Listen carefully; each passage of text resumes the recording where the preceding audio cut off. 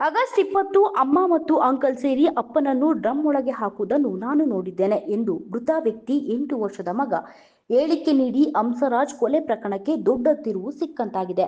ರಾಜಸ್ಥಾನದ ಅಲ್ವಾರ್ನಲ್ಲಿ ಬಾಡಿಗೆ ಮನೆಯೊಂದರ ತಾರಸಿನ ಮೇಲೆ ಡ್ರಮ್ನಲ್ಲಿ ಕೊಳೆತ ಶವವೊಂದು ಪತ್ತೆಯಾಗಿತ್ತು. ಆ ಮನೆಯಲ್ಲಿ ಯಾರೂ ಕೂಡ ಕಾಣಿಸಿರಲಿಲ್ಲ.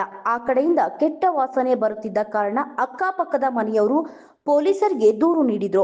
ಪೊಲೀಸರು ಮನೆಯೆಲ್ಲ ಹುಡುಕಿ ಬಳಿಕ ತಾರಸಿನ ಮೇಲೆ ಬಂದಾಗ ಅಲ್ಲಿ ನೀಲಿ ಬಣ್ಣದ ಪ್ಲಾಸ್ಟಿಕ್ ಡ್ರಮ್ ಇತ್ತು. ಅದನ್ನು ಪೂರ್ತಿಯಾಗಿ ಸೀಲ್ ಮಾಡಲಾಗಿತ್ತು. ತೆರೆದು ನೋಡಿದಾಗ ಕೊಳೆತ ಶವವಿತ್ತು. ಅದು ಆ ಮನೆ ಮಾಲೀಕನದು ಎಂಬುದು ತಿಳಿದು ಬಂದಿತ್ತು. ಆದ್ರೆ ಮಕ್ಕಳು ಮತ್ತು ಪತ್ನಿ ಎಲ್ಲಿದ್ದಾರೆ ಎಂಬುದು ಯಾರಿಗೂ ತಿಳಿದಿರಲಿಲ್ಲ. ಒಂದೊಮ್ಮೆ ಅವರನ್ನು ಕೂಡ ಇದೇ ರೀತಿ ಕೊಲೆ ಮಾಡಲಾಗಿದೆ ಎನ್ನುವ ಅನುಮಾನವೂ ಕಾಡಿತ್ತು. ಆದ್ರೆ ಈಗ ಬಾಲಕ ಹೇಳಿರುವ ಮಾಹಿತಿಯ ಪ್ರಕರಣ ಬೇರೆ ಕಡೆಯೇ ಕರೆದೊಯ್ಯುತ್ತಿದೆ.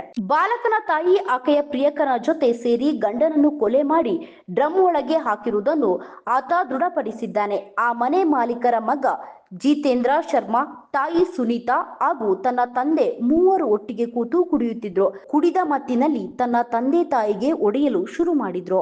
ಆಗ ಜಿತೇಂದ್ರ ಅದನ್ನು ತಪ್ಪಿಸಲು ಹೋಗಿದ್ರು. ನಂತರ ಜಿತೇಂದ್ರ ತನ್ನ ತಂದೆಯ ಮೇಲೆ ಹಲ್ಲೆ ನಡೆಸಿದ್ದ. ನಂತರ ಮಗ ಹರ್ಷಲ್ನಿಗೆ ಮಲಗಲು ಒಳಗೆ ಹೋಗುವಂತೆ ಸೂಚಿಸಿದ್ರು. ಹರ್ಷಲ್ಗೆ ಎಚ್ಚರವಾದಾಗ ಪಕ್ಕದಲ್ಲಿಯೇ ತಂದೆ ಮಲಗಿದ್ರು. ಅವರನ್ನು ನೋಡಿ ಮತ್ತೆ ಹರ್ಷಲ್ ನಿದ್ದೆಗೆ ಜಾರಿದ್ರು.